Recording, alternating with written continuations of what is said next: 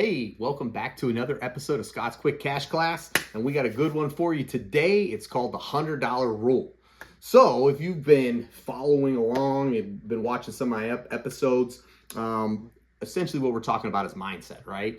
And a lot of us have a mindset around money of either fear, anxiety, scarcity, worry, sometimes euphoric when we get a lot of it, but a lot of times our feelings are negative, right? And so we're talking about how to change that mindset to get a positive mindset on that. And we're talking about the $100 rule today. And it's real simple. The $100 rule is how many things do you have that cost you $100 that don't earn you money, don't hold their value, and they just sit there. So I can think of a few in my house. I'm looking at one right now. It's a treadmill. Unfortunately, I don't use that, right? It was, I thought I might use that. Fortunately, it wasn't a very expensive treadmill. But that's one of those things that people buy it with a great intention, and then it sits there. And it becomes, basically your laundry rack, and you throw stuff on it and you think about it, and maybe you use it a couple times, right? Well, what if you put it on Marketplace, or you put it on eBay, or, a couple other, some other places, so you could actually get some revenue back off of it. And that's what we're talking about. So here's 3 stats that will kind of open your eyes, hopefully.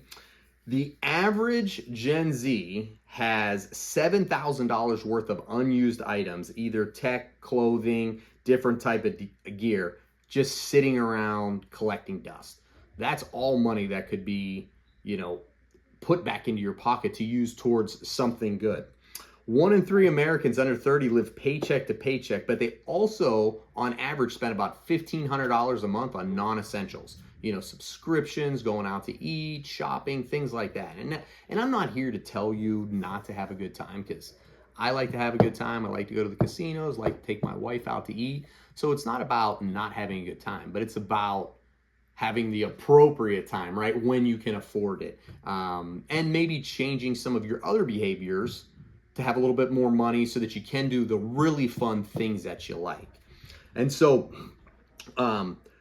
one last thing is people under 30, you younger generations, you guys change up clothing a lot more often than us older folks. I was joking with my wife. We were doing laundry the other day, and we were putting away some t-shirts, and I had a t-shirt that was 25 years old. It definitely looked like it was 25 years old. I had to throw it away, but that's how, it wasn't a favorite t-shirt of mine. It was just one that was all, it always fit. I was comfortable. We all have those favorite t-shirts, but it was just, I just don't like going out and spending money on new clothes. And so, interesting side note, I think Walmart is now my favorite place to buy clothes. It seems like they have some really good styles there, and I'm sure I'll get some comments and some people making fun of me, but it seems like from the last time I actually went to look there to clothes shop, it seems like they've got some really good styles, great prices, obviously, and they fit really good. And so I've been buying some more clothes at Walmart. But my point is, I had this shirt for 25 years.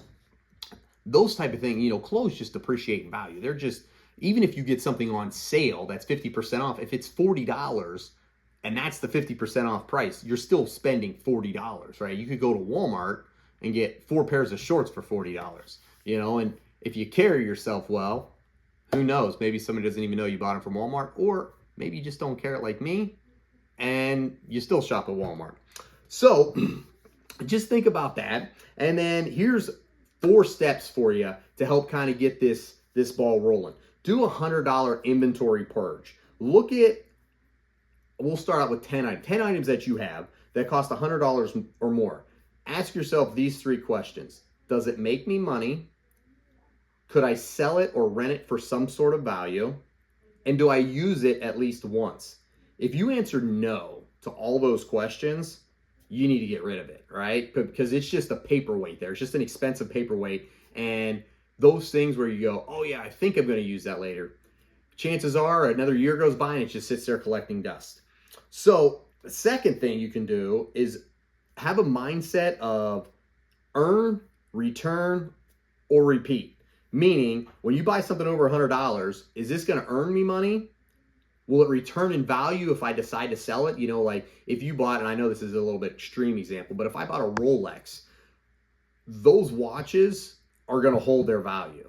So I wouldn't, that would be an investment. Yes, it is a piece of jewelry, but that's an investment. You know, that's not going to lose value. And the last thing is, will I use it or will I use it enough to justify the cost?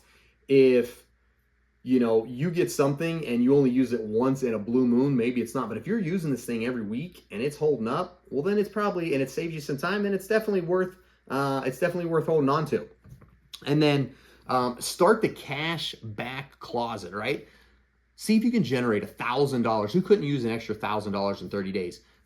Take this weekend, go through your stuff, and you don't even have to wait till this weekend. As soon as you're done with this video, start going through your stuff that has some value to it and see what stuff you could get on Marketplace. See if you can generate $1,000, because you could take that $1,000, either put in savings for your emergency fund, or you can start a 401k or investment mutual fund. There's a lot of things that'll get that ball rolling. So instead of that garbage just sitting in your house or in your closet, get it to somebody who can actually use it. That does feel good too. And then use that money for something beneficial. And then we're going to leave you with a tip of the day and question of the day. So question of the day is, what is one $100 plus item you regret buying? And what would you have bought instead if you had to do it again? Would you have still bought it? Would you bought maybe something a little less expensive, or maybe just not bought it at all? And then tip of the day, if it costs more than $100, ask how it's going to repay you. Is it going to save you time?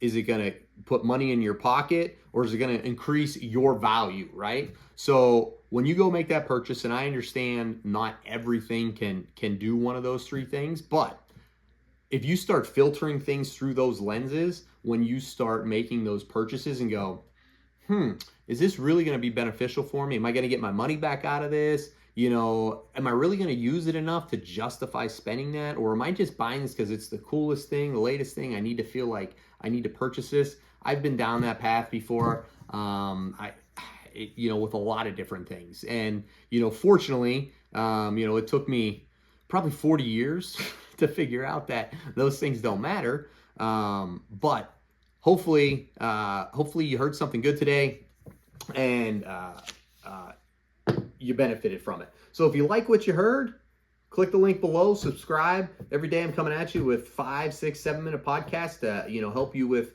different financial topics. Never going to ask you to buy anything. I'm just here to help. So leave your questions down below. Until next time.